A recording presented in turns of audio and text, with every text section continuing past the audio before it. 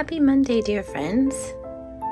Hopefully, whatever you're bringing with you today or carrying will at least be suspended, if not let go, by the end of this video or our focus for this week. We're going to continue this idea of mending as kind of a symbolism for taking care of ourselves and seeing ourselves as worthy, working on our own self-worth and self-compassion. And so we're getting to the end. This towel is looking much better.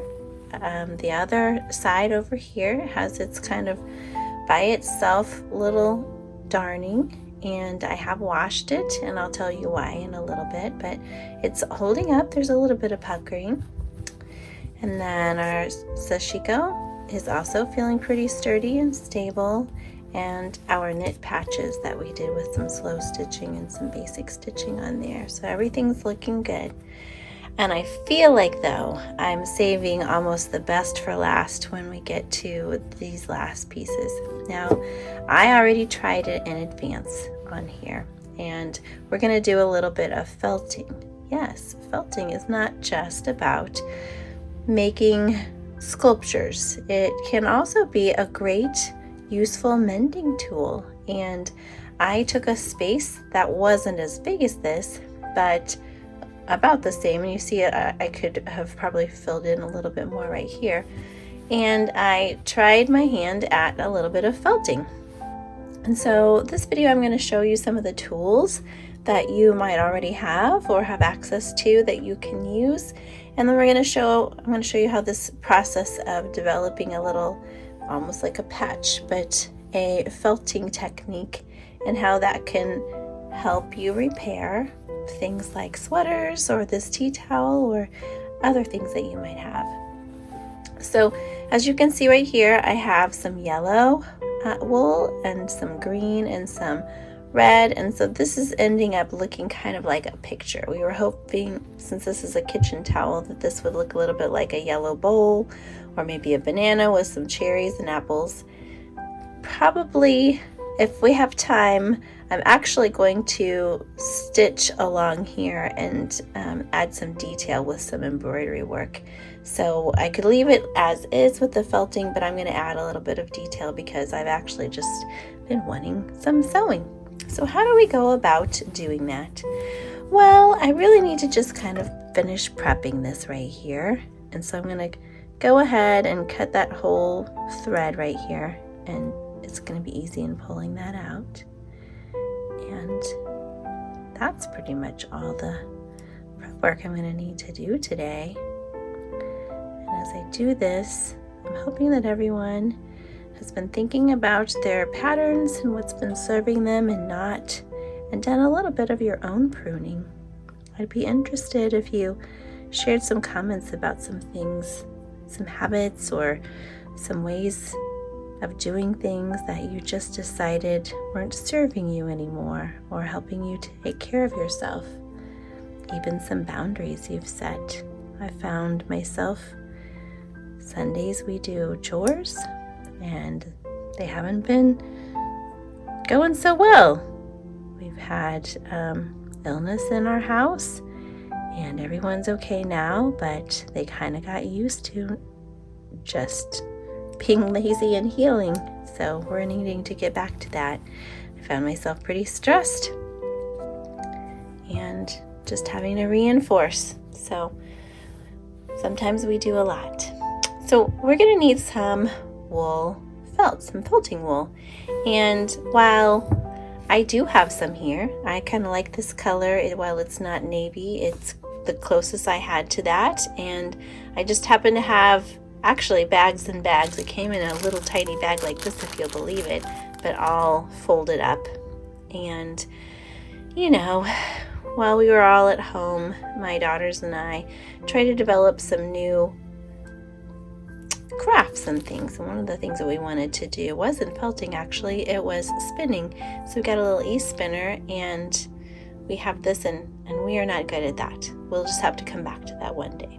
So when I learned about mending with felting, I was really excited to be able to have a use for that until we master or we get back and feel like we have more energy and time and focus to learn how to do that. So I'm going to be using this, but I recently, and if you know this already, wonderful, that's great, but I can't believe I didn't realize that if you don't have that, you don't really have to purchase.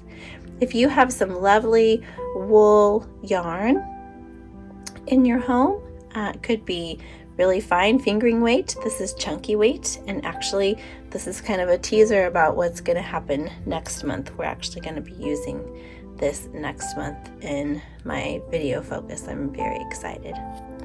But you can just take a snippet of yarn, and then depends on the ply, how it comes, you just untwist it. And so this is 2 colors, so you can see it's going to be really pretty. I'm excited for what we're going to do with that. And the process is just pulling this apart. How nice is that? The reason why I said I almost saved the best for last is because this has some destruction. And we've talked a lot about using this practice to spend time with ourselves, and it's really, in a way it feels kind of passive. I mean, of course we're in action and we're doing something that's soothing, but do you ever get in a place where you just don't feel like being soothed? Like you just had a day, or you're just really tired of the same patterns that you've either been part of with somebody else, you're just tired of their patterns. I don't know. There's just frustrations that happen. And I think I myself, I know I hold it in my shoulders. I get frustrated, and I am not one to actively act outward on my frustrations.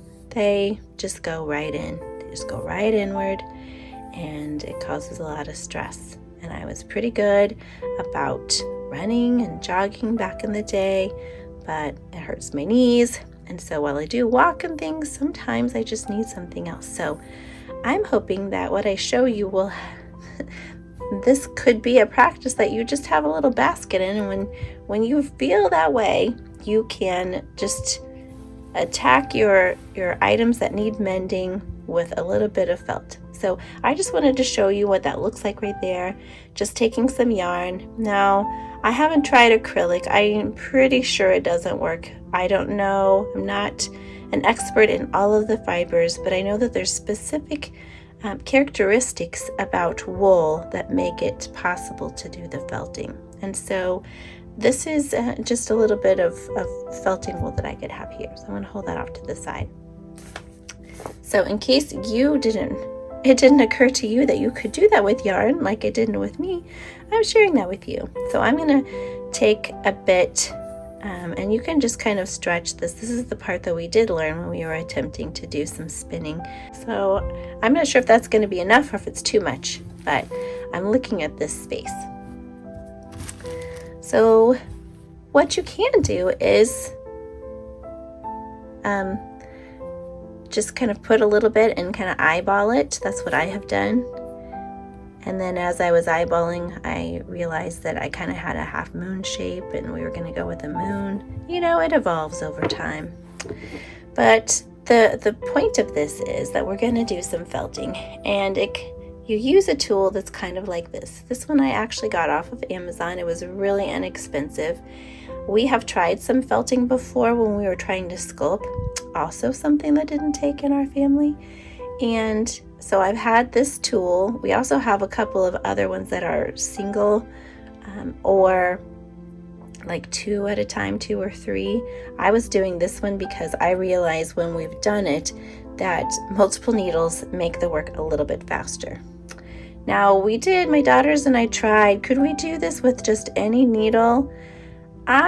We did not have a good result with that, because I really believe, and I've felt on there's just kind of like some barbs or something on here that catches the wool, so that when you're poking it, it does push it into there.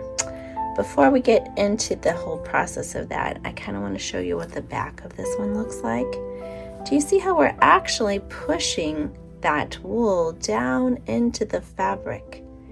And so remember at the beginning I said I washed it and it held out really well. Well, it's because I learned that after you felt, if you wash it and get it wet and then dry it again, it actually kind of felts better. And if that makes sense, it gets more felted over time. So I guess we'll have to see. This is just what it looks like with one wash. I have this wool mat that I used for ironing that I love. I just recently purchased it. And whenever I did the felting, I know that a little bit, as you can see, kind of came through. So I do believe that I could eventually find a tool that's going to kind of get that off, but I've actually become okay with that.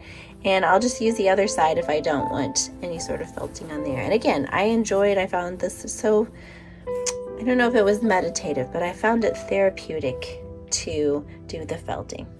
Another tool that you might have access to that you might like, I didn't try it with the other one, is a stencil. And I know on my camera it's going to be challenging to kind of see, but you could use this to help you shape. Now, the tricky part is when you get to felting around in there, you could break a needle. I don't know if you can see in the camera, but I already broke one. Again, I said I didn't pay too much about it, and usually the money you invest into a tool really does pay off in the long term and how durable it actually is. But I know that the ends of these are definitely really delicate. I also recommend, this little kit came with 2 of these little leather finger protectors, and I do recommend that, at least initially, this one's kind of small, if only for like your index finger. Depends on, which finger you prefer to use. I kind of found like this one was best, but I also liked using the other one. So the practice of this, and I'm sorry this video is going to be a little bit more technical. We'll get back to the part about self-compassion, I promise, in Wednesday's video. So I find, and this is where I feel like the therapeutic, the frustrating part, it's just so lovely. You can just put it right in there. Oh, and this actually is working so much better than the felting from, look at that.